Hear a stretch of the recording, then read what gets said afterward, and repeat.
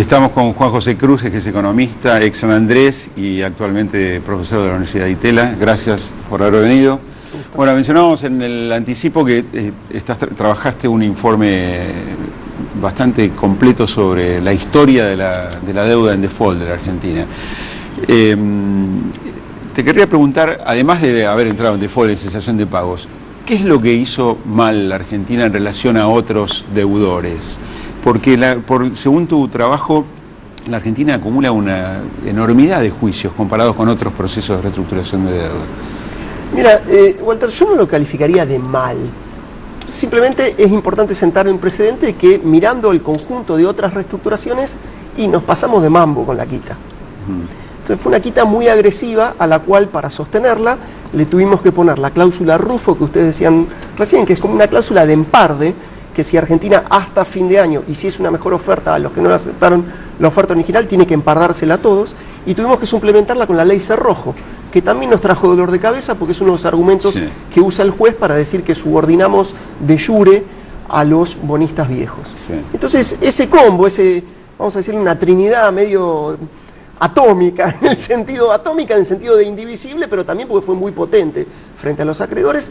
Bueno, eso hace que para un país del tamaño, de la riqueza, la capacidad de pago de Argentina, bueno, fue algo muy, muy doloroso para los acreedores. Y entonces la aceptación fue relativamente baja.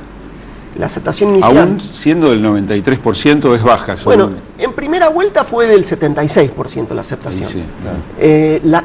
Que de los 17 canjes que sabemos tasa de participación de los últimos años, fue el segundo con menos aceptación.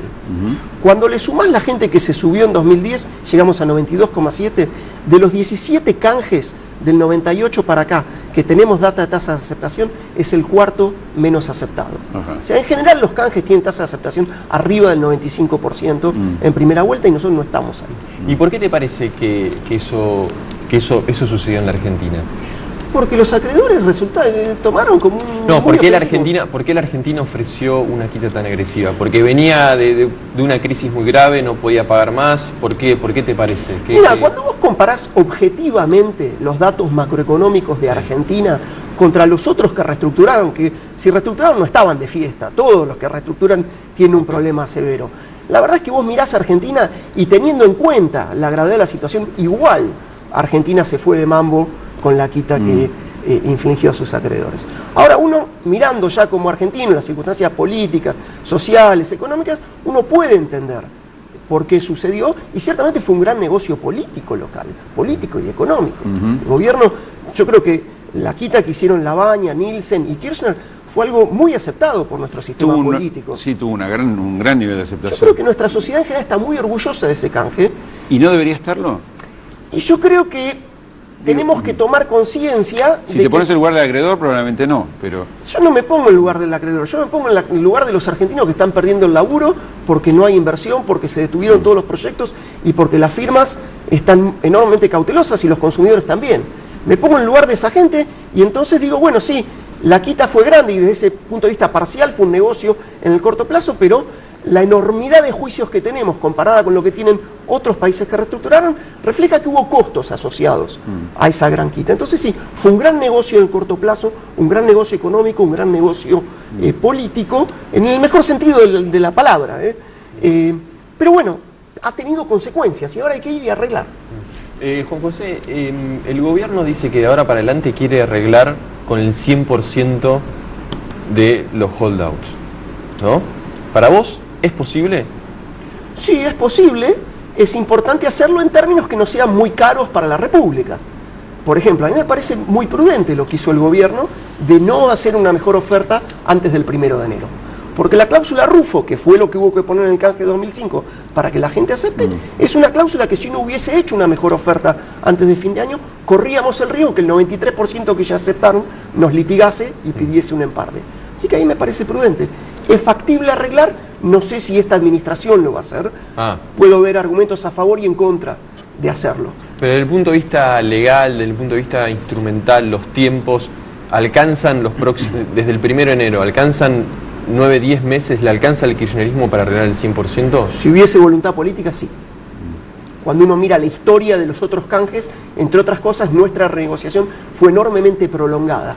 otras renegociaciones se hacen muy rápido, inclusive hay algunas que se llaman preventivas, como fue Uruguay en 2003, nunca defaulteó de jure, digamos, nunca incumplió un pago, sino que en anticipación a que no iba a poder pagar, ofreció un canje que implicaba una quita del 10%, para que tengamos una idea. Nuestro canje en valor presente fue una quita del 77%. Uruguay quitó 10%. Bueno, pero si el kirchnerismo da ese paso a partir del 1 de enero, hay que reformar leyes, hay que ir al Congreso, hay que hacer algunas autorizaciones en Nueva York ante la SEC. Por eso mi pregunta, si le da el tiempo o no le da el tiempo. Mira, yo no soy un abogado experto en estos temas, yo soy economista, viendo lo que han demorado otras reestructuraciones. Claro. Hay un montón de trabajo de piecita del fondo, digamos, sí. Que se puede ir haciendo antes de hablar con ningún acreedor. Ahora, yo empezaría a hablar con los acreedores 1 de enero, 8 de la mañana, bien temprano, nos juntamos a tomar un café y a partir de ahí empezamos a charlar. O sea, mostrar una deliberada voluntad de llegar a un acuerdo. No hace falta pagar todo lo que piden. Uno mira la experiencia de las reestructuraciones y hay muy pocos datos de en qué términos se arregla. Son arreglos extrajudiciales, donde normalmente es una negociación a cara de perro y no hace falta pagar todo lo que piden. Una pregunta para el bloque que viene. Vos en tu trabajo mencionás la necesidad de que el gobierno modere su discurso político, acate el orden de griesa, decís, y vuelva al Fondo Monetario. Son 3 anatemas para el gobierno. ¿Se puede llevar adelante eso de lo político? En un minuto contestá, por favor. Ahora volvemos.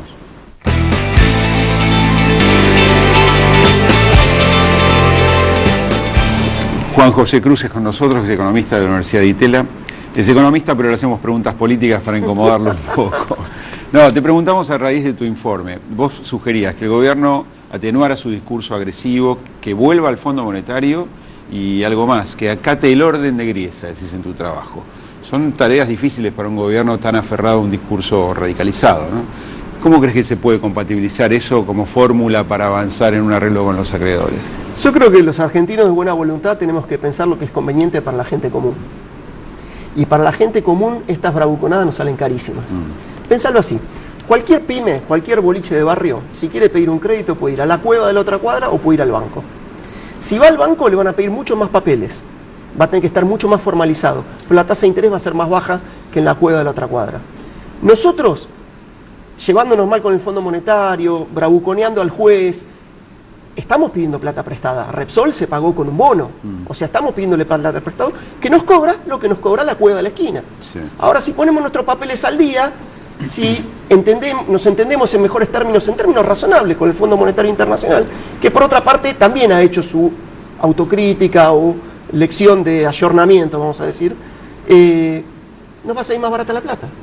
Y esa plata se paga con gasto social que se deja de hacer, digamos, la deuda sale cara. Sí. El bono de Repsol YPF se paga y es mucha plata. Quiere decir entonces que, porque esto no es una tarea que vaya a ser por lo menos desde el discurso del gobierno, ¿vos imaginás esa instancia con un gobierno diferente? A mí me cuesta mucho, Walter, predecir lo que va a hacer el gobierno, porque vos fijate que con el Club de París fue por ventanilla y pagó. Que Repsol dijeron un montón de cosas, que nos iban a tener que dar plata por el daño ambiental, se dieron vuelta y pagaron. De modo que me cuesta mucho predecir lo que va a hacer el gobierno. Sí. Tal vez el 1 de enero quieran arreglar y encuentren una manera de hacerlo. Mi punto es que cuanto más bravucón sea el discurso, y si vos querés eludir los canales normales para hacer esta gestión, simplemente te sale más caro. Es más plata de argentinos que no va al bolsillo de la gente y que va al bolsillo de bonistas que compran bonos argentinos. Yo prefiero la primera opción. Ahora, esto quiere decir entonces que arreglar esta última parte de este juicio nos va a costar más caro que lo que nos costó arreglar la primera parte del 76%, lo que vos llamás esto el espagueti, el plan espagueti. Sí, creo que para que la gente lo entienda, una manera fácil es pensar cuando hacemos pasta el domingo. Cuando vos haces pasta el domingo, compras los fideos, que te sale barato, la salsa, que te sale un precio intermedio, y el queso rallado, que el precio por kilo es mucho más caro que el precio del fideo. Y esto es más o menos parecido. Hasta ahora el gobierno compró 93% de los acreedores, lo subió al canje con una quita muy gravosa. Quiere decir, compró esos bonos viejos muy baratos. Nos queda el 7% restante. Debido a la cláusula Rufo, el gobierno quiere pagarles esos bonos en los mismos términos que al 93%. Claro. Que es lo que la justicia dijo que no puede hacer, por otra parte. Y los vendedores de salsa y queso rallado dicen, minga, que te voy a vender al mismo precio que el fideo. te quieren vender la salsa más cara y el queso rallado más caro. Bueno, con esos holdouts, con estos acreedores disidentes que no aceptan nuestro canje, va a haber que arreglar en términos un poco más generosos. Según tu experiencia y al haber revisado la historiografía de alguna forma de la deuda de la Argentina, ¿qué sería un arreglo conveniente para los 15.000 millones de dólares que están pendientes de pago? Es decir, la Argentina debería comprometerse a pagar ¿cuánto? Mira, es muy difícil tirar ese número. Te puedo contar lo que he escuchado de banqueros. Banqueros dicen informalmente que ofreciendo 70% de lo que piden, o sea, si piden 15.000, que sería el valor por contrato del derecho de todos los holdouts, si piden 15.000, que vos podés hacer un descuento de 30% sobre eso, o sea, 10.000. Que esto se va a emitir un bono nuevo, o sea, esto no se va a pagar en efectivo. Sí. Cuando el gobierno dice esto es impagable en efectivo, pero nadie pretende que lo pague en efectivo. O sea, las deudas soberanas no se pagan en efectivo. Se emite un nuevo bono. El punto es que no queremos que esa promesa de pago futuro sea muy, muy generosa, porque eso lo va a pagar la próxima administración y va a ser un condicionante importante del próximo presidente. Los partidos políticos, los candidatos presidenciales con aspiraciones, yo creo que les interesa que se arregle y que se arregle en términos acotados, que no sea carísimo. No es un tema del que hablen, por otra parte, ¿no? Porque no es un tema popular, precisamente. No es un tema... Juan José, vos das clases en una universidad, te dedicas a la docencia. ¿Qué se puede sacar en limpio del caso argentino? ¿Qué se puede sacar en limpio de estos procesos de reestructuración de deuda soberana? Una cosa para sacar en limpio es que nada es gratis. Principio básico de la primer clase de economía. Argentina hizo una quita que fue muy agresiva para los acreedores y llevamos 10 años de litigios. Es decir, las consecuencias. Que hay que... Alguien paga el almuerzo, como dicen los economistas. Exactamente, alguien paga el almuerzo. No podemos dejarnos gobernar por el efecto de corto plazo. Yo creo que el kirchnerismo, en parte porque tomó una sociedad que venía de una crisis muy, muy aguda, priorizó enormemente el corto plazo. Y eso, naturalmente, en el corto plazo es muy ventajoso. El problema es que en algún momento te empezás a quedar sin petróleo, sin cabeza de ganado, sin infraestructura eléctrica, con un problema de deuda externa sin arreglar, con los daños de largo plazo que implica vulnerar las estadísticas públicas, etcétera. Son cosas que en el corto plazo el efecto no se ve, pero a la larga se ve. La economía debió haber crecido si la Argentina resolvía el tema de los holdouts. Bueno, en el corto plazo hubiese crecido menos que lo que creció con Néstor, pero en el largo plazo hubiese sido un crecimiento mucho más sostenible. Y como dato positivo, ¿qué te deja el estudio de estos procesos de reestructuración de deuda en los últimos años, ¿no? Sobre el caso argentino me refiero. Bueno, por un lado hay que hacer una quita razonable. Creo que nosotros nos pasamos de mambo por las circunstancias que ya discutimos. Y por otro lado, que los buitres son muy mala gente. Hay que tener mucho cuidado de los buitres y hay que armar el canje de una manera que minimice el riesgo de generación de nuevos holdouts. De generación de nuevos buitres. Sí, ojo, no todos los holdouts son buitres. Sí, sí. O sea, hay muchos holdouts que son... Pero se pueden convertir en buitres en el futuro. Sí, pero los buitres son una especie particularmente agresiva y maligna que hay en el mercado, y simplemente en anticipación a que hay buitres en el mercado tratando de pillar cualquier reestructuración, hay que armarla a prueba de buitres. Los bonos modernos tienen cláusula de acción colectiva que son una salvaguarda contra los buitres. El problema es que nosotros tenemos muchos bonos viejos que no tienen esa salvaguarda. ¿Fallaron ahí en la negociación entonces?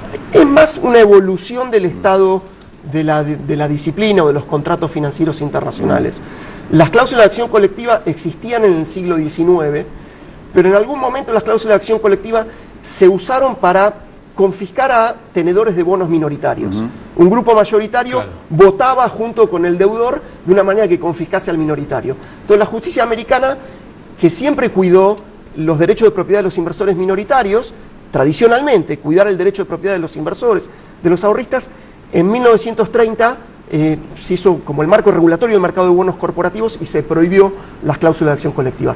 Luego surgió el mercado de bonos soberanos y por herencia, por tradición histórica, tampoco se permitieron cláusulas de acción colectiva, hasta que en 2003 se empezaron a usar de manera generalizada cláusulas de acción colectiva, que son como la salvaguarda antibuitre, para decirlo fácil.